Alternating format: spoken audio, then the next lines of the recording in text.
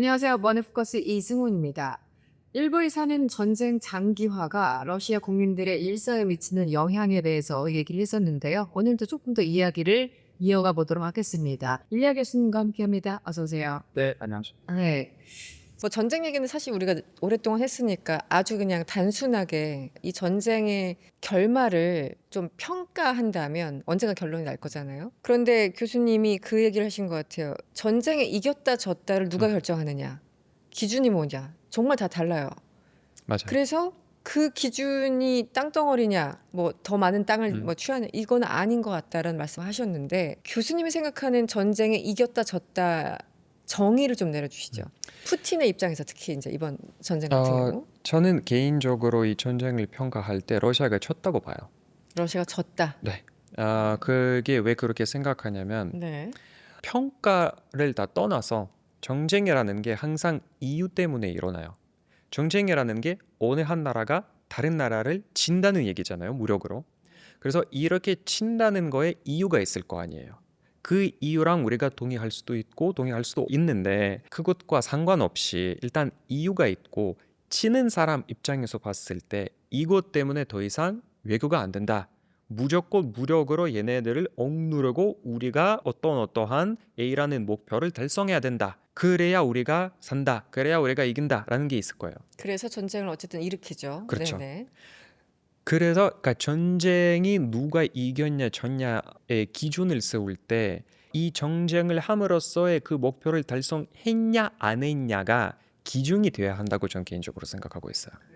공격을 한 그 사람의 음, 목적 달성을 했느냐 안 했느냐. 그렇죠. 네, 그게 기준이 되어야죠. 주변에서 뭐 이게 뭐 돈바스 지역이 어떻고 이거는 사실 두 번째 문제일 수 있고 실제 전쟁 일으켰던 2022년 2월 현재 푸틴 생각하는 목표치에 달성했으면 그냥 러시아가 그건 이긴 거고. 아니면은 뭐 돈바스 땅 뭐 다 가져와도 진 거고. 그렇죠. 근데 그 목표가 뭐라고 보세요? 굉장히 그러니까, 아주 이게- 궁극적인 질문인데 다시. 그러니까 이게 왜냐하면 이게 본격적인 질문이긴 한데 실제로 푸틴이 생각하는 것과 공식적으로 방송에서 나와서 하는 말이 약간 달라서 다들 헷갈리는 것 같은데 우선 침략한 날에 푸틴이 방송에서 나와서 이 우크라이나의 침략의 이유를 매우 명확하게 얘기를 했어요. 엄청 길게. 엄청 길게 네. 했는데 딱 이렇게 얘기를 했었죠.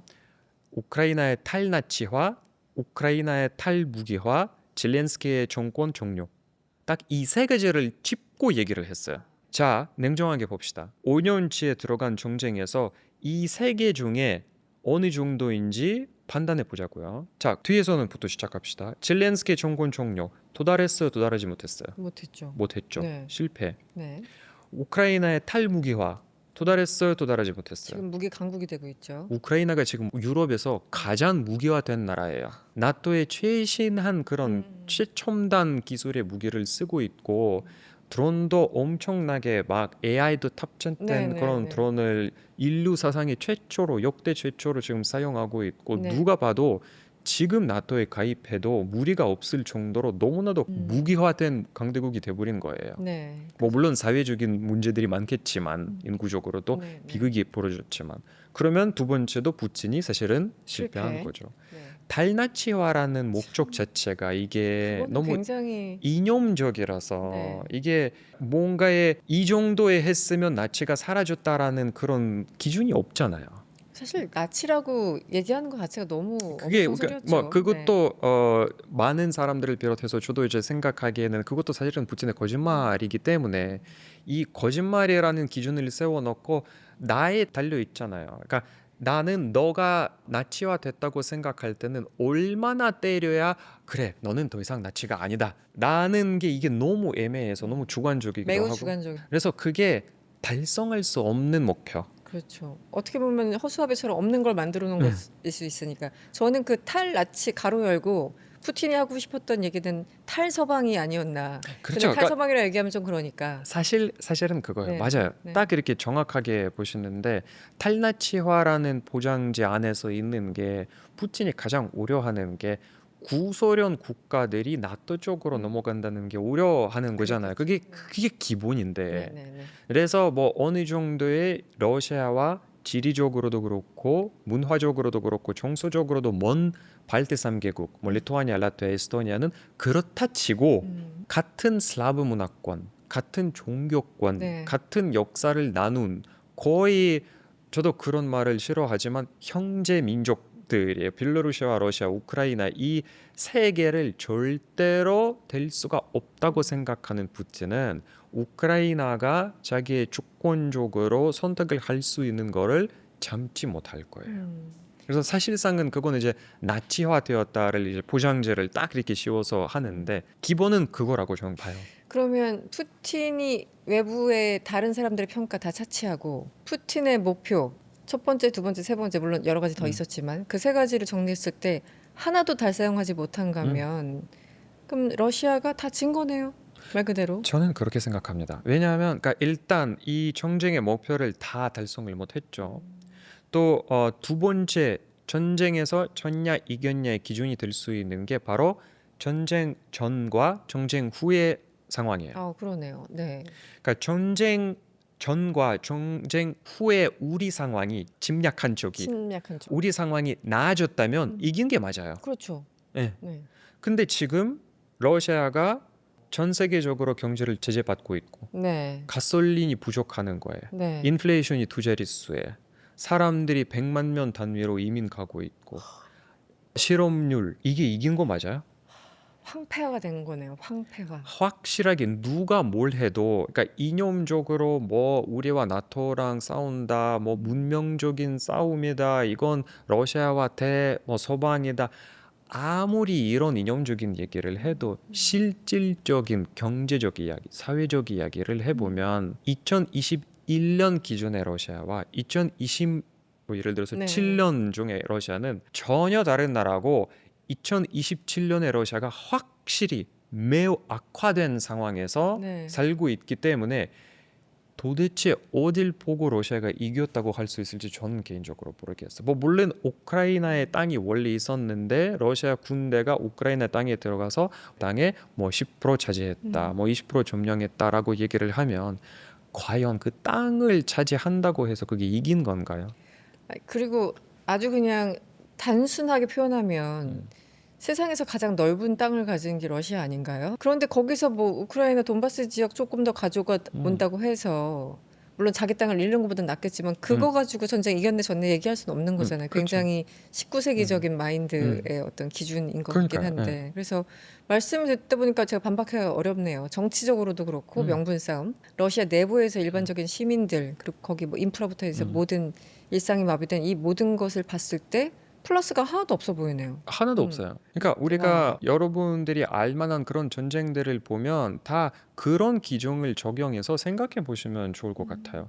뭐 유럽에서 일어난 1차 세계대전, 2차 세계대전, 또는 뭐 예를 들어서 여기 이 아시아 파시픽 지역에서 일어난 뭐 일본의 일중 전쟁이라든가 뭐 등등 이런 전쟁들이 전쟁 전과 전쟁 후 누가 확실히 위에 서 있게 서 됐는지 있느냐. 그쪽을 우리가 이긴 자, 그렇죠. 승자라고 얘기를 하는 거지.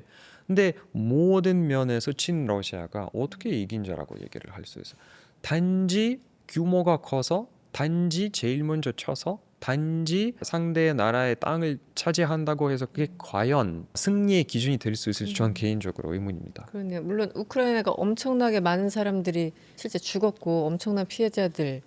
그러니까 우크라이나에게 이게 비극이에요. 그럼요. 초대형 비극이고 많은 사람들이 죽었고 많은 민간인들이 죽었고 많은 민간 시설들이 파괴되었고 그럼요. 정말 네. 이거 복구하는데 수십 년이 아마 걸릴 걸리겠죠. 거고 네. 정말 많은 돈이 들어올 거고 그보다 이 우크라이나 사람들의 그런 내부적인 분위기 이거 나라라는 그런 애국심이 굉장히 많이 훼손되었기 때문에 네. 조금 이제 시간이 많이 걸릴 텐데 그럼에도 불구하고 이런 상황에서 딱 제가 아까 위에서 말씀드린 이 두 가지 기준을 적용해 보면 네. 사실상은 우크라이나가 비극이지만 이긴 거예요. 음. 이미부터 전쟁이 아직은 끝나지도 않는데 이미 누가 이겼는지 누가 졌는지 이미 뻔히 보이는 그런 상황이 돼버린 거예요. 우크라이나가 처음에 엄청나게 공격을 받고 지금 사실 매우 많이 파괴됐고 사람들이 많이 죽었고 그 피해는 팩트지만 그렇다고 그 자체가 러시아가 이겼다고 얘기할 수 있는 근거는 할 수가 아니다. 저는 네. 없다고 봐요. 네, 러시아 내부가 워낙 안 좋은 상황으로 치닫고 있기 때문에 결국은 이제 2020년 이후와 2022년 2월 전과 후 어떤 사회가 훨씬 더 건강했어 혹은 더 부자였어 한다면 당연히 전이지. 그러니까, 그렇죠. 네. 당연하죠. 이거는 푸틴을 지지하는 사람들도 아마 그렇게 얘기를 할 거예요. 당연히 전쟁 전에 러시아가 훨씬 더 건강했고 경제도 훨씬 더 활활 날라올랐고 막 그렇기 때문에 오히려 이 전쟁으로 인해서 푸틴이 역효과를 본 것 같아요. 예전에는 그래도 우크라이나와 말 그대로 진짜로 러시아와 많은 관계를 갖고 있었고, 네네. 그러니까 민간 차원에서도 그랬고 네. 국가 차원에서도 많은 관계를 갖고 있었던 나라고, 네. 러시아 사람들도 우크라이나를 굉장히 많이 좋아했고 우크라이나 사람들도 러시아를 굉장히 많이 좋아했었어요. 그냥 같은 공간이라고 생각하고 있어요. 그렇죠. 나라가 다르지만 네네. 뭐 언어도 다를 수 있지만. 근데 푸틴의 지금 말과 행동 때문에 우크라이나에서 신기한 일이 벌어졌는데 어떤? 우크라이나인의 정체성이라는 게 탄생했어요. 그 전에는 좀 희미했거나 네. 그랬던 건데 그 전에는 우크라이나도 자기 정체성을 모색하는데 많은 고민을 했었는데, 그러니까 왜냐하면 푸틴의 프로파간다가 그거 가장 무섭잖아요. 반은 맞고 반은 틀리는 거니까. 맞는 반을 보면 역사적으로 우크라이나라는 그 집단이, 그 민족이 러시아와라는 그 민족과 같이 올라갔다고, 같이 발전해온 게 맞아요. 역사가 굉장히 많이 엮여 있고 거의 너무나도 엮여 있어서 거의 이게 같은 역사라고 할 만큼 너무나도 비슷한 그런 루트를 해왔어요. 그래서 그것 때문에 우크라이나 사람들도 굉장히 많이 고민을 했어요. 나 그 뿌리가 어디서부터인가. 네. 근데 지금은 푸틴이 그걸 이제 딱 잘라냈어요. 끊어냈어요. 네. 이제 우크라이나의 정체성이 우리가 절대 러시아가 아니다. 우리가 우크라이나 작고 약하고 아직은 뭐 그렇게 깊지는 않은데 확실한 정체성이 생겼어요. 이게 제일 무섭네요. 네. 어떻게 그러니까 이게 어떻게 보면 안 좋은 정체성일 수도 있어요. 왜냐하면 좋은 곳에서 나온 정체성이 아니라 누군가와 대립 관계에서 나온 정체성이기 때문에 안 좋은 정면이 분명히 있을 거예요. 근데 이게 형성된 것도 사실이에요. 그게 푸틴이 가장 원하지 않는 거잖아요. 그러니까 네. 역효과가 나타난 진짜 거죠. 확실하게 역효과네요. 네. 왜냐면 그 전쟁 직전 연설 아까 계속 이제 얘기하지만 그 우리는 문명사적으로도 그렇고 역사적으로 그렇고 한 뿌리고 형제고 했는데 그래서 우리가 해방시키려고 들어간 거라고 했는데 웬걸 완전히 반대로 가고 있는 맞아요. 상황. 그런데 이 상황이 이제 푸틴을 좀 얘기해 볼까요? 그 KGB 출신이었잖아요. 네. 그리고 이제 소련이 이제 붕괴되고 러시아로 이렇게 전환되는 그 과정에 그때 뭐 한 40대 뭐 이렇게 젊은 KGB 출신 정보 요원이었고 그 모든 현장을 다 봤다는 거 아닙니까? 독일에서도 보고. 그래서 그 안에 뭐 하나 이제 있었겠죠. 나는 이 나라를 이렇게 허약하게 만들지 않을 거야. 그 뭐 제국의 영광 뭐 이런 것도 있었겠죠. 근데 결국 지금 보면 90년대로 돌아간다는 얘기도 있고 물리적 상황이 어떻게 보십니까? 그 굉장히 역설적인 것 같다라는 생각도 들고. 네. 맞아요. 굉장히 역설적이고 이게 러시아를 잘 모르시는 분들이 모르실 수는 있는데 러시아가 90년대라는 기간이 그 10년이 네. 러시아에서는 지금 거의 공포의 대상이 돼버렸어요. 왜냐하면 이게 딱 가장 잘못 살았던 그런 기간이거든요. 1991년에 소련이 붕괴되면서 다음에 이제 옐친 대통령이 네네. 집권을 하면서 이 10년 동안 임기를 했어요. 근데 이 10년 동안 상당히 못 살았어요, 사람들이. 그래서 기억나요. 그 약간 흑백 사진 같은 걸로 많이 보는데 줄 서서 배급받는 그래서 와 핵을 날리던 뭐 이제 테스트만 맞아요. 했지만 네. 저런 나라가 지금 이런 모양이었어. 굉장히 맞아요. 그 자체가 충격이었거든요. 그러니까 이게 현실적으로도 굉장히 못 살았던 그런 기간이기도 하고 뭐 정부가 잘 못한 것도 당연히 있고 네네. 또 일반 사람들이 굉장히 많이 고민을 많이 했는데 결과적으로 이제 2000년대에 들어서 어떻게든 러시아가 좀 안전이 되면서 잘 살기 시작한 그런 루트를 탔는데 네. 그래서 푸틴의 정권 기초 중에 하나가 항상 Never again 90년대. 그런 말을 자주 합니까? 예, 항상. 음, 내가 하라는 대로 해. 아니면 90년대 돌아오는 걸 원해? 항상 이게 레토릭처럼 항상 반복을 해왔거든요. 그게 푸틴한테 지금 트라우마군요. 네. 90년대 그 여러분 90년대 돌아가면 안 되잖아요. 아. 그래서 우리가 지금 이렇게 하는 거고 90년대 기억하시잖아요. 그 당시의 가난함을. 그래서 항상 막 이렇게 누르고 계속 계속 이렇게 하다 보니까 사실상은 2020년대에 들어와서 90년대 현실보다 오히려 더 어두운 색깔로 줄어들기 시작했어요. 그렇게까지는 어렵진 않았는데 마치 정말 지옥처럼 이렇게 묘사하는 그런 그림이 돼버렸어요. 근데 중요한 게 뭐냐면 이걸 절대 never again 다시 반복할 수 없다라는 게 푸틴 정권의 기초였어요. 나는 그래 정권 교체도 안 되고 뭐 니네들이 뭐 표현의 자유도 없어. 근데 90년대가 아니잖아. 약간 이런 게 항상 기초로 갈려 있었기 때문에 역설적으로 지금은 우리가 와서 이 90년대에 우리가 봤던 그런 부분들이 다시 나타나기 시작했어요. 아이러니하게도. 뭐 주유소에 가면 가솔린이 없다거나 39시간 기다렸다는. 네. 아니면 뭐 마트에 가서 어제는 100루블이었던 게 오늘은 130루블이었다. 아니면 뭐 달러가 갑자기 뭐 사라졌다 나타났다 사라졌다 하는 거 환전소에서. 돈을 들고 다녀야 되고. 네. 네. 해외에서 이제는 쉽게 이탈리아 못 가는 거. 뭐 어렵게 무슨 사우디아라비아를 통해서 거쳐서 가야 한다는 거. 그러니까 정말 말 그대로 90년대가 그대로 지금 재현되고 있는 상황은 매우 아이러니한 상황이에요. 이거는 90년대를 기억한 사람들, 러시아 사람들 중에 아니면 뭐 한국에 사시면서 90년대를 한 번이라도 러시아 가보신 사람들은 아실 텐데 당연히 지금 상황은 그 상황이랑 매우 많이 다르죠. 근데 이 어쩔 때는 이 부분적으로 볼 때는 너무나도 비슷하기 때문에 이게 푸틴이 90년대에서 시작했고 2020년대지만 90년대 같은 데에서는 다시 끝나지 않을까라는 그런 상상까지는 더 재현하게 되는 그런 상황이 돼버렸어요. 저는 개인적으로 2002년에 그 러시아를 갔었는데 그때 15일 16박 그러니까 블라디보스톡에서 그 시베리아 열차 타고 쭉 그러니까 지구 한 3분의 1을 돕는 길이라고 하더군요. 그래서 기차 타고 가는데 막 계속 밝아. 뭐 백야도 경험하고 그래서 쭉 기차 타고 모스크바까지 갔는데 일단 느낌이 굉장히 그러니까 아예 그냥 다른 나라예요. 맞아요. 네. 그러니까 언어는 같이 쓰는데 여기서 출발하고 모스크바 갔더니 입은 옷 자체가 다르고 생활 수준과 뭐 자동차 뭐 이거는 달라요. 아예 그냥 다른 네, 나라라는. 맞아요. 네. 근데 어쨌든 모스크바 갔을 때 정말 화려하고 아름답다 이런 느낌. 아, 이 나라는 그래도 이제 뭔가 그냥 역동적으로 계속 성장하고 있구나라는 게 정말 느껴졌거든요. 맞아요. 근데 물론 이제 저도 벌써 이게 24년 전 얘기긴 한데 어쨌든 그 이후로도 계속 성장했을 거잖아요. 엄청 많이 석유 네. 천연가스 그렇게 많이 나는데. 그렇죠. 그런데 지금 보면은 피폐하고 막 인구도 줄 것 같고 막 이런 상황이 됐으니 얼마나 그러니까 본인이 그렇게 싫어했던 90년대로 돌려보는 게 바로 스스로였다. 푸틴이었다. 그런데 푸틴 지지율은 왜 계속 높아요? 그거 아니죠?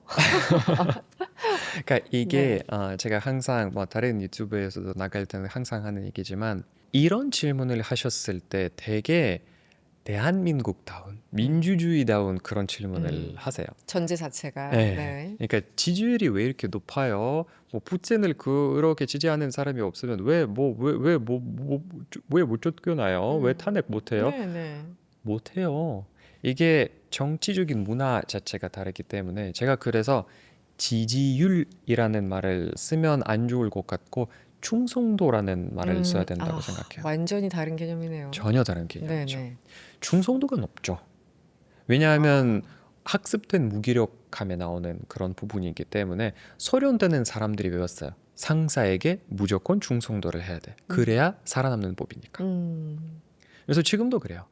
지금은 보면 푸틴이 아니더라도 밑에 있는 약간 그런 공무원들 국회 아니더라도 네네. 약간 지자체 단장이라든가 뭐 일반 주지사 공무원. 뭐 이런 네네. 사람들이 있잖아요.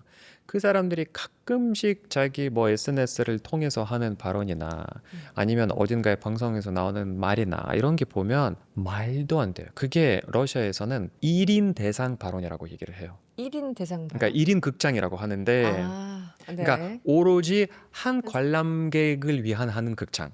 나의 청중은 딱 한 명이야. 음. 푸틴. 음. 그리고 그 사람 들으라고 좋은 말만 하는. 음. 아, 내가 지금 아무리 방송에서 나와도 아무리 기자랑 얘기를 해도 네. 아무리 국민들과 얘기를 하듯이 나의 말을 들을 사람이 따로 있는데 아, 그 사람에게 내가 전달해야 하는 메시지가 있어요. 뭔가 독백처럼 예. 주변이 안 보이겠군요. 그래서 그것 때문에 일반 사람들이 납득하기 어려운 그런 부분들이 있을 거고 그래서 이런 상황에서 지지율이라는 말이 의미가. 사실은 어울리진 네. 않아요. 충성도다. 일반 사람들도 그래요. 그러니까 이게 여러 가지 독특한 부분들이 겹쳐서 그래요. 일단 첫 번째 독특한 러시아 정치 문화. 러시아 사람들이 정치에 관심이 없어요. 그냥 위에 있는 사람이 대통령이야. 그냥 위로 올라간 놈이 장이야. 이 장이야 그냥. 그런 것도 있고. 네. 두 번째는 이제 푸틴은 모스크바잖아요. 뭐 예를 들어서 블라디보스토크 사람들이 음.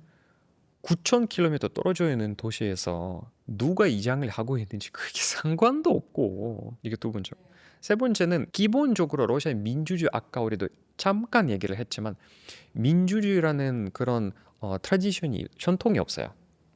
몰라요 사람들이. 그러니까 실제로 우리가 책임을 져서 민주주의는 책임을 지는 거거든요. 책임을 져서 대통령이라든가 이 지도자를 뽑고 이 지도자가 하는 말과 발언, 행동에 우리가 책임을 진다야 하는 그런 문화가 없고 그런 정통이 없어요. 이 나라의 주인은 우리야, 국민이야, 민중이야 이런 마인드가 없기 때문에 없어요. 그냥 아예 그냥 다른 세계. 저 사람들은 그냥 정치하는 사람들이고 우리랑 다른 세계에 살고 있고 그렇죠. 뭐 신경 쓸 일도 없고 신경 써봤자 그렇죠. 나한테 마이너스. 그래서 뭐 이런. 일상에서 이게 어떻게 나타났냐면 한국에서는 전혀 볼 수 없는 네. 그런 상황인데 러시아 사람들 마인드석에서는 이 선이 되게 뚜렷해요. 내가 있고 정부가 있어. 나랑 그 사람들이랑 아무런 관계가 없고 그 사람들이 나에게 아무런 영향을 미치지 않고 나도 그 사람에게 아무런 영향을 미치지 않아. 내 세금 내는데요? 그렇게 생각하진 않아요. 러시아 어. 사람들이. 세금에 대한 관념이 없어요. 아, 그렇습니까? 러시아에서는. 네. 그래서 이런 게 되게 뚜렷해요. 그래서 가끔씩 이제 러시아에 가서 러시아 사람들이랑 얘기를 하다 보면 그러니까 외국인들이 외국어로 소통하다 보니까 그게 좀 약간 뉘앙스가 상실이 될 네네. 수는 있는데 러시아 말로 얘기를 하다 보면 예를 들어서 저도 그랬어요. 항상 어렸을 때부터도 지금도 그렇고 막 부모님이랑 얘기를 하잖아요. 네. 그럼 부모님들이 내가 정치 뉴스를 읽는다는 것을 되게 야단을 해요. 왜 쓸데없는 짓 네, 하는 거? 왜 네가 정치인이 아니잖아. 왜 정치 뉴스를 봐? 할 일을 해. 공부나 해. 돈이나 벌어. 왜 정치 뉴스를 봐? 그 정도예요. 근데 이게 우리 부모님을 제가 예시로 듣는데 이게 보편적인 일반적이겠죠. 감정이에요. 네. 특히 기성세대는 더욱더 그렇고 근데 젊은 세대라고 해서 그런 뉘앙스가 없는 것도 아니에요. 근데 어쨌든 부모님 사회적인 영향을 많이 받으니까. 근데 부모님들은 워낙 그 참 역사를 다 경험하신 분들이잖아요. 그 그러니까- 안에서 나오는 그러니까 젊은이. 그 세대를 저도 함부로 비판할 수 없는 이유가 그 그런 세대가 전혀 다른 나라에서 태어났고 전혀 다른 나라에서 자랐기 때문에 갑자기 자본주의에서는 자기 자신을 찾게 된 그런 비극에 처해 있는 그런 세대이기 때문에 뭐라 그럴 순 없어요. 근데 일단 이런 분위기가 있는 게 팩트고 그건 네. 현실이고 아까 제가 말씀드린 것과 이게 모든 것들이 겹치다 보니까 이런 상황이 돼버린 거예요. 그러면 이건 어떻습니까? 좀 결이 다른 질문이긴 한데 우리 이제 언론을 보면은 가끔 나오는 기사들이 있어요. 올리가르히라고 하는 이거는 이렇게 따로 단어가 없는 거죠. 마치 한국의 재벌이라는 영어 단어가 없으니까 그냥 이렇게 재벌 이렇게 쓰잖아요, 영어로. 올리가르히라는 게 등장한 과정. 왜냐면 이 사람들이 왕이 있고 영주가 있고 밑에 백성이 있던 것처럼 뭔가 서로 이렇게 접착제 역할을 하는 것 같기도 하고 지금 푸틴을 지지하는 그러니까 서로 같은 그 이너서클을 형성하는 것 같은데 실제 이 사람들의 파워가 엄청나잖아요. 어떻게 좀 설명을 해주시겠어요? 우선 그 올리가르히에 대해서 잠깐이라도 제가 지극히 세축인 러시아에서 책에서 해놓은 네네. 게 있어서 네. 기초식을 좀 알려주세요. 네. 네. 이거는 관심 있으신 분들은 일단 책을 구매하셔서 책을. 읽으셔도 되고요. 네, 우리 일리아 교수님 책 많이 읽어주시고요. 네. 이게 사실은 배경은 사실상은 설명을 많이 해야 하는 부분이기도 하고 이해하기 어려운 게 뭐냐면 딱 이 사회주의에서 자본주의로 넘어가는 그 시점에서 생긴 사람들이거든요. 공산주의와 아까 소련이 공산주의였잖아요. 공산주의가 무너지면서 이제 자본주의 러시아 넘어가는데 공산주의와 자본주의의 가장 큰 차이가 뭐냐면 사유재산이에요. 공산주의 사유재산이 없어요. 모든 게 국가 재산이에요. 내가 아파트를 살 수도 없고 땅 살 수도 없고 어떤 뭐 시설, 공장, 공항 살 수도 없어. 자본은 그 반대죠. 내가 돈만 있으면 이제 다 소유할 수 있는 거고. 그래서 이 시점을 보면 러시아에서는 그거 수십 년 걸린 것도 아니고 하루아침에 체제가 바뀐 거예요. 네. 그러니까 말 그대로 소련이라는 나라가 망하고 그렇죠. 완전히 그때 러시아에서는 야생 자본주의라는 말을 많이 썼는데 그러니까 정글처럼 아무 규칙이 없는 진짜. 각자 도생 시대 막 진짜. 이런 말을 많이 했는데 그래서 어떤 상황이 벌어졌냐면 이제 자본주의야. 근데 자본주의 원리로 하면 이 모든 재산을 국가가 운영을 해야 되잖아요. 네. 운영을 하려면 뭐가 필요하죠? 돈이 필요하죠. 그 돈이 어디서 나죠? 뭐 일부는 국민들에게 세금을 할 수도 있고 일부는 어딘가 국가가 하고 있는 뭐 공장을 통해서 제품을 만들고 팔고 그걸 벌고 그 이윤을 뭐 가지고. 그걸 하는데 말 그대로 나라가 망했어요. 모든 물류 이 연결고리 체인들이 네. 쇠설들이 다 무너졌고 네. 국가에 벌어오는 돈이 거의 없어요. 그렇죠. 그러면 위기가 나기 시작했어요. 국가에 달려있는 의존하는 그런 사람들이 있잖아요. 뭐 공무원들, 의사들, 그러니까 국가 예산에서 월급이 나오는 사람들. 그 사람들에게 월급이 안 나오기 시작했어요. 그럼 몇째 체불이 됐어요. 뭐 6개월, 네네. 1년 체불, 막 이렇게. 그럼 그 사람들이 어쩌겠어요? 그 직업을 시위하죠. 네, 네. 시위하려면 아예 나라 자체가 멈춰요. 그래서 이렇게 산더미처럼 문제들이 쌓이기 시작했는데 러시아 정부에서 그 당시 국가에서 안 돼. 이렇게 하면 안 돼. 우리가 수많은 재산들, 이렇게 수많은 사람들에게 내일 월급도 없고 네. 이렇게 수많은 땅들 관리할 데도 없고 공장들, 공항들, 도시들 운영할 재력이 없어. 자, 민영화하자. 이게 사람들이 알아서 운영하게 만들자. 그러면 자, 어떻게 할까? 이렇게 하자. 러시아가 갖고 있는 국가가 갖고 있는 모든 재산이 기록되어 있지 않을까요? 네. 네. 그러면 이 딱 이렇게 다 합해 보면 X라는 액수가 나올 거예요. 네. 뭐 100원 나올 거예요. 네. 그러면 100원 어치에 쿠폰을 만들어요. 1원씩 네. 100개. 어. 그러면 이 100개를 모든 국민들에게 나눠줘요. 이제는 모든 국민들이 한 명씩 차별 없이 뭐 갓 태어난 아이도 완전 90대 할아버지도 네. 다 국가의 일부를 갖게 됐어요. 네. 마치 주식처럼 뭐 약간 주식처럼 뭐 네네. 국가 주식처럼이죠. 네네. 네. 근데 자, 공산주의에서 자본주의로 넘어간 지 얼마 안 됐기 때문에 사람들이 자본주의가 뭔지 몰라요. 그렇죠. 국가에서는 이 휴지 한 조각을 받았는데 이게 뭐지? 몰라. 근데 이때는 정말 재치가 많은 사람들이 나타났어요. 야, 너 이거 받았잖아. 근데 이게 어떻게 할지 모르잖아. 자, 나한테 줘. 나한테 주면 내가 굴려줄게. 내가 굴려줄게. 내가 매월 뭐 1루블씩 낼게. 그렇게 이런 사람들이 나타나기 시작했어요. 역시 위기의 순간에 항상 그런 항상 그런 사람이 있어. 있죠, 있죠. 그래서 이거 다 하고 나서 국가에 갇혀 대통령에게 대통령님 제가 여기는 이제 100개 원래 찍으셨죠. 네. 제가 50개 모았어요. 예를 들어서 제가 예를 든 거예요. 그래서 50개 모았는데 제가 이 50개 안에 러시아 모든 석유, 러시아 모든 가스, 러시아 모든 예를 들어서 철도, 모든 공항들 포함돼 있어요. 저에게 재산권 넘겨주세요. 제가 알아서 할게요. 그래서 국가가 그걸 알아서 나눠주기 시작한 거예요. 그게 러시아 말로 잘로거브의 아ук션이라고 하는데 담보 낙찰이라는 행사들이 벌어지기 시작했어요. 국가가 너무 돈이 없으니까 네. 자, 우리가 돈이 없어. 자, 모스크바의 sheremetyevo 공항 가져가실 분 제가 가져가겠습니다. 10루블 주겠습니다. 그래, 가져가. 자, 블라디보스톡 도시를 가져가실 분 제가 가져가겠습니다. 자, 가져가세요. 신문을 주세요.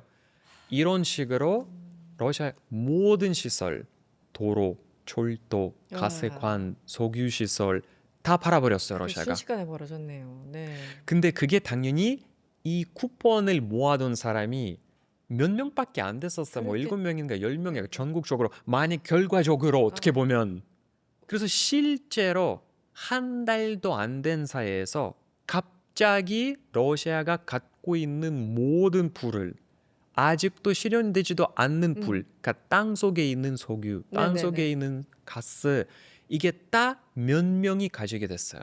그 사람을 우리가 올리가르히라고 얘기를 해요. 아, 정말 극소수. 그러니까 간략하게 이게 매우 간략한 스토리예요. 사실은 그것보다 조금 더 복잡하고 복잡하겠죠. 네. 또 그 과정에 있어서 여러 가지 사건들이 터지고 뭐 여러 가지가 있었어요. 그게 원활하게 이루어진 것도 아니고 되게 뭐 실수도 하고 뭐 막 많은 것들이 있었는데 정말 간략하게 유튜브에서 나올 만한 네네네. 그런 스토리로 하면 이 정도라고 네. 생각하시면 돼요.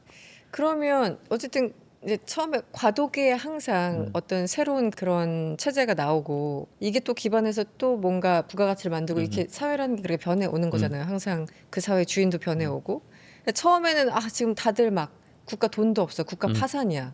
행정 능력 당연히 없죠. 그래서 다 가져가라고 해서 그때는 이 사람들 되게 고마운 존재였을 것 같아요. 그래도 운영해서 뭐라도 빵 하나라도 주면 초반에는 혹시 그랬을 수 있는데 왜냐면 다들 약간 포기한 상황이었을 테니까. 한참 지나고 나서 이건 이제 자본주의 개념으로 독점이잖아요. 그럼 거기에 대해서 뭐 문제를 제기하거나 아니면 왜냐면 불을 너무나 다 가져가니까 여기에 대해서 이렇게 내부에서 뭔가 그런 거 없나요? 딱 그 입장, 딱 그 말을 한 사람이 있었어요. 누구예요? 블라디미르 푸틴이라고. 아, 푸틴이 그랬다고요? 아, 진짜요? 근데 어떻게 됐어요? 90년대 이런 이제 올리가르히들이 등장하죠. 그러면 당연히 많은 부를 갖게 되었기 때문에 부의 권력이 따라와요. 당연히 이 나라에서 모든 게 나의 치상이니까 대통령이고 뭐고 내가 대통령에게 뭐라 하면 당연히 대통령이 그거는 해야 되잖아. 내가 사실상은 모든 게 권력을 갖고 있으니까. 그래서 이런 식으로 1996년에 러시아 대선이 있었고 옐친이 거기는 재선됐을 때 올리가르히 많은 이제 공을 들였고 1996년에 옐친이 더 이상 연장할 수 없는 게 뻔해졌어요. 너무 나이가 많았고 또 술을 너무 많이 드셨고 더 이상 안 되겠어요. 그래서 이제 후임자가 필요한데 실제 권력은 대통령이 아니라 이 사람들에게 있는 거잖아요. 그러면 이 후임자를 이 사람들이 찾기 시작한 거예요. 근데 자 생각해 보세요. 내가 러시아 모든 걸 갖고 있어. 그러면 지금은 대통령이 완전 나의 마리오네트인데 다음 대통령이 어쩔 수 없이 뭐 나이 때문에 생물학적인 이유 때문에 다른 사람이 와야 돼. 그러면 다른 사람이 나한테는 굉장히 안전한 사람이어야 되잖아. 내 말 잘 들어야죠. 게임 규칙을 바꾸면 안 되는 사람이어야 되잖아. 무조건 내가 갖고 있는 게 보장해줘야 하는 그런 사람이어야 되잖아. 그러면 다들 막 그렇게 찾기 시작했어요. 네. 그래서 그 당시는 옐친의 주변에 없지만 KGB 출신인 푸틴이 눈에 들어오기 시작했어요.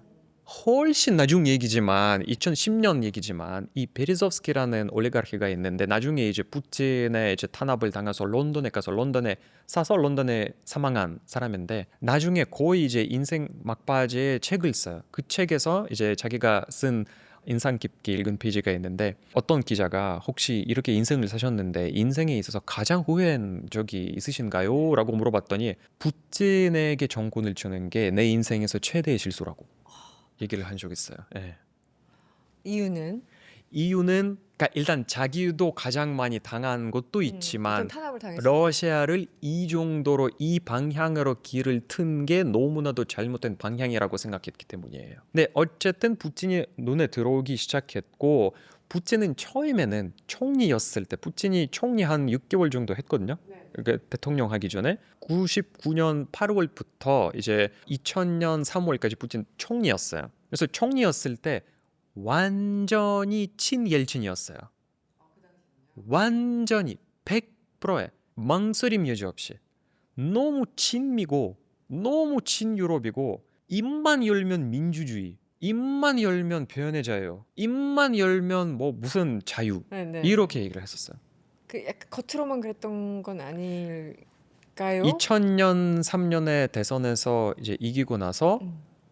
조금씩 바뀌기 시작한 거죠. 웬걸? 이제 자유라는 말이 조금씩 바뀌기 시작했고 또 푸틴이 대통령 되고 나서 이 올리가르히들을 크렘린궁으로 자기 대통령실로 불러요. 그렇게 딱 앉혀서 자 여러분 이제 90년대가 아니고요. 이제는 우리가 나라를 제대로 운영해 보려 해요. 그래서 그렇게 하려면 여러분들의 세금이 필요합니다. 여러분들이 여태까지는 세금을 안 냈죠? 지금은 다 내셔야 합니다. 그래서 그 중에 몇 명은 네 대통령 알겠습니다 내겠습니다 한 사람도 있고 몇 명은 내가 왜요 이렇게 한 사람이 있었어요. 바지 사장 앉혀놨는데 갑자기 네. 돈 내라고 하니까 그때 내가 왜요 한 사람이 갑자기 몇 달 만에 탈세 막 무슨 혐의로 감옥에 갇혀 있고 또 한 명이 너무 신기한 방법으로 갑자기 자기 집에서 아무 이유 없이 창문에서 떨어져서 사망해요.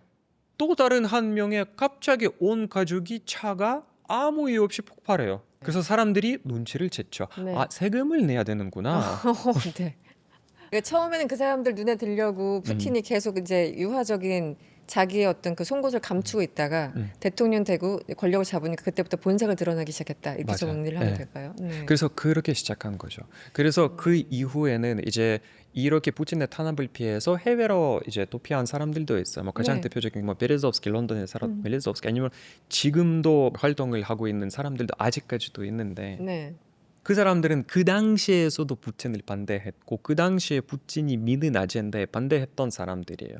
그래서 90년대 러시아 국민들한테 굉장한 이제 미움을 받았던 사람이지만 지금은 갑자기 3년이 지남에 야권의 지도자가 돼버린 그런 사람들이에요. 왜냐하면 그 당시는 당연히 그 사람들이 러시아를 도피한 이유가 자기 재산을 지키기 위해서 도피했지만 근데 이제 와서는 걔네들이 갑자기 야권의 가장 유력한 후보자가 돼버렸고 그들이 지금 런던이나 스위스나 살고 있고 자기 원래 그 재산으로 90년대에 불법적으로 거의 대부분 불법적이죠. 불법적으로 쌓아놓은 재산으로 지금 현재에서 반푸틴 야권 세력을 지원하고 있어요. 와, 참. 역설적인 네, 상황이죠. 네, 네. 네, 러시아가 그러네요. 그렇게 재미있는 나라예요. 그런데 이게 근데 아까 푸틴이 올리가르히가 이 사람들을 비판했던 사람이 있었으니 푸틴이라고 하셨잖아요. 그러니까 그거는 이제 대통령 된 이후를 말씀하셨던 거군요. 근데 어쨌든 지금 이 사람들이 전체는 아니겠고 누군 반 야권의 지도자가 됐다고 했는데 어쨌든 그 일부는 남아서 약간 서로 같이 공생하는 거 아닌가요? 푸틴하고 공생하는 사람들도 있어요. 있고. 지금도 현재에서도 90년대에도 알리가르히였던 사람이 지금도 푸틴의 게임 규칙을 받아들여서 완전히 푸틴 게임에서 이제 게임 플레이를 하고 있는 사람들도 있어요. 순응하면서 개치 그냥 묻어가는. 네, 맞아요. 지금도 있어요. 네. 없어진 건 아니에요. 근데 이제 조금씩 이제 상황이 바뀌다 보니까 그러니까 형식이 바뀐 거죠. 옛날에는 그거는 대놓고 거의 뭐 갱처럼 그런 낭만도 있었어요. 뭐 일부러 뭐 자극적인 막 옷을 입고 뭐 네. 일부러 지나치게 사치스러운 차를 타고 막 그랬는데 네네. 지금은 다 양복 입고 그래요? 굉장히 이제 말투도 도박도박하고 굉장히 좋은 이야기를 뭐 자유, 뭐 인권 보호, 노동자 보호 이런 얘기를 하고 있는 똑같은 사람들이에요, 사실은. 옛날에 그 약간 사파였나 아니면은 영화 장면인지 모르겠는데 기본적으로 막 모피부터 해가지고 무슨 막 금은 막 이거 주렁주렁 달고 막 이런 이미지가 있었잖아요. 그러니까 러시아에서 그 90년대 아주 유명한 모든 러시아 사람들이 아는 밈이 있는데 노브이 루스키 그러니까 직역하면 신러시아 사람, 신러시아인이라는 게 딱 이렇게 밈이 있었어요. 그 사람들 이게 핑크색 자켓과 맞아요. 여기는 어마어마하게 크게 막 이렇게 골든 이게 금으로 보석. 된 보석으로 된 그런 목걸이가 있고 막 그런 사람들이 있었는데 그 사람들은 지금 다 공무원, 장관, 무슨 회사 CEO 이런 사람들. 그 멀쩡한 이제 양복 입고. 양복. 알겠습니다. 민주주의 얘기를 하고 있고. 네. 사실은 모든 사회가 그런데 외부인들 눈에는 정말 이해가 안 가고 뭐 저걸 왜 참고 있지라고 이제 생각을 하잖아요. 그런데 또 그 안을 이렇게 자세히 들여다보면 다 이유가 있었네. 나름대로 순응하는 이유가 있었고 적응되는 이유가 있었고 혹은 포기하는 이유가. 그래서 조금 그 90년대 그 맥락에서 왜 이 집단이 생겨났는지 국민들은 왜 여기 적응됐는지 이해가 좀 됐습니다. 그래서 이제 뭐 당장 정치 권력에 대해서도 불만을 표시하지 않는 러시아 국민들이 이 집단에 대해서 올리가르 집단에 대해서는 뭐 특별한 뭐 그거 없나요? 그냥 원래 그냥 그렇게 가는 집단인가 보다 이렇게 그냥 순응하고 사는 건가요? 지금은 그렇죠. 지금은? 지금은 그렇다고 볼 수 있고, 근데 여기선 큰 흐름을 또 제가 말씀드리면, 아까 90년대 이런 올리가르히들은 굉장히 미움을 많이 받았죠. 사람들이 싫어했죠. 이런 90년대. 네. 당연하죠. 이건 거의 갑자기, 대부분 네. 예, 갑자기 큰 떼돈을 벌고 그것도 굉장히 막 사치스럽게 그러니까 보란 듯이 살고 있고 막 또 권력을 잡고 뭐 대통령을 권력을 자기 마리오네트를처럼 쓰고 있고 막 네. 비웃고 막 그랬기 때문에 당연히 그랬는데 이제 시간이 흐르면서 뭐 일부가 떨어져 나갔고 일부는 그러니까 푸틴이 처음에 사람들이 그렇게 많이 지지했던 이유가 바로 그거예요. 이거 끝내자. 이게 불공정하잖아. 그러네요. 이게 나라냐? 라는 게 먹혔겠네요. 푸틴의 첫 번째 임기 딱 구호였어요. 유세였어요. 그래서 그 당시에 그런 타격이 너무 커서 아직까지 푸틴을 지지하는 사람, 지금도 푸틴을 지지하는 사람들은 그 당시 푸틴을 기억해서 그래요. 기억하는구나. 그때 네. 청렴한 이게 나라냐라고 네. 그 이제 정치 캠페인을 했던 그 푸틴을 잊지 못하고 지금까지 충성도를 잃지 않고 있는 사람들. 푸틴을 지지하는 사람들의 그 말을 들어보면 그들이 자주 쓰는 비유가 있어, 메타포가 있는데 네. 러시아가 드디어 무릎을 펴고 제대로 섰다라고 얘기를 해요. 그렇게 표현을 해요. 그러니까 90년대 러시아가 마치 무릎을 꿇고 서 있는 것처럼 표현하고 있고 푸틴을 이 러시아를 일어서게 만든 사람이다. 일으켰다네. 네. 그런 얘기를 엄청 많이 하고 있어요. 네. 그러니까 푸틴을 지지하는 이유에 대해서 물어보면. 어떤 개념인지 알 것 같아요. 그래서 근데 여기서 아까도 우리가 얘기를 했지만 이렇게 90년대에 자유롭게 행방하고 뭔가의 권력을 휘두르고 2000년대에 들어서 푸틴에 순응하고 푸틴의 게임 규칙에 따르고 있는 엘리트들이 이런 올리가르히들이 네. 러시아와 우크라이나가 지금 5년 차인 시점에 와서 조금씩 여기저기 엉뚱한 곳에서 불만을 나타내기 시작했어요. 그렇습니까? 네. 어. 푸틴에게 그렇게 순응하고 그렇게 막 아부를 하는 그런 사람들이 지금은 조금씩 어딘가에 나가서 이대로는 더 이상 힘들겠는데? 이대로는 사업이 안 되겠는데? 라는 말을 하기 시작한 게 여러 가지 신호들이 보이기 시작했어요. 그래요? 그래서 제가 항상 하는 얘기 하기도 하고 또 아까도 그 말씀드렸는데 러시아에서는 만약에 뭔가가 큰 변화, 네. 뭐 정권 교체라든가 혁명이 일어나면 일반 국민에서 일어나는 게 아니라 엘리트에서 일어나는 확률이 훨씬 더 크기 때문에 이것도 역시 러시아에 이렇게 불만을 조금씩 표출하기 시작한 그런 올리가르히에서 나지 않을까라는 게 이것과 관련해서 얼마 전에 지난주에 되게 재미있는 뉴스가 하나 있었어요. 어떤 거죠? 러시아 이제 이런 초부자들은 네. 다 한결같이 요트를 좋아해. 그러니까 초대형 그런 요트들이 있죠. 그러니까 초사치스러운. 네. 최고봉이죠. 부유층의 최고봉. 요트가 있느냐 없느냐. 그렇죠. 이렇게 그런 요트 있는데, 네. 네, 이런 요트들은 대부분 다 이제 GPS 트래커가 있어요. 그래서 뭐 사람들은 그거는 사실은 확인할 수 있는 건데 지난주에 어떤 신기한 일이 벌어졌냐면 갑자기 네. 러시아와 유럽에 사는 이런 러시아 올리가르히들의 요트들은 네. 다 튀르키예 흑해에 있는 보드룸이라는 도시에서 모였어요. 그 배들이 갑자기 한 곳으로 집결했어요. 한 곳으로 한 날에. 왜요? 모르죠. 오. 이것도 그러니까 공식적인 발표가 당연히 없었어요. 근데 뭐 위성으로 누군가가 이제 이 GPS를 이제 트래킹하다 보니까 이제 발견하게 한 그런 사실인데 갑자기 모든 요트들이 한 도시에서 한 항구에서는 모았어요. 그게 굉장한 메시지네요. 그분들이 바쁘신 분들이잖아요.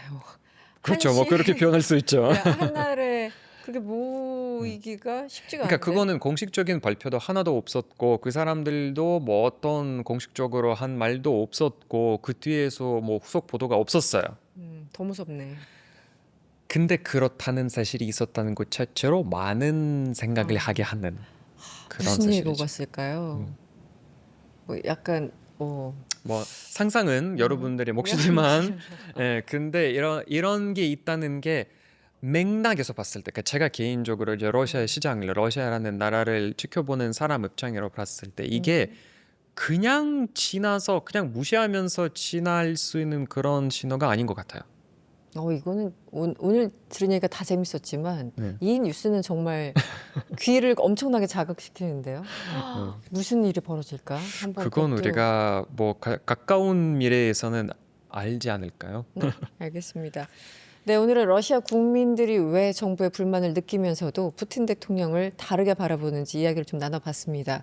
지금의 러시아를 이해하려면 사람들이 지나온 혼란의 시간도 함께 봐야 한다는 점도 굉장히 좀 인상적이었습니다. 네, 오늘 일리아 교수님 여기서 인사를 드리겠습니다. 너무 고맙습니다. 네, 감사합니다.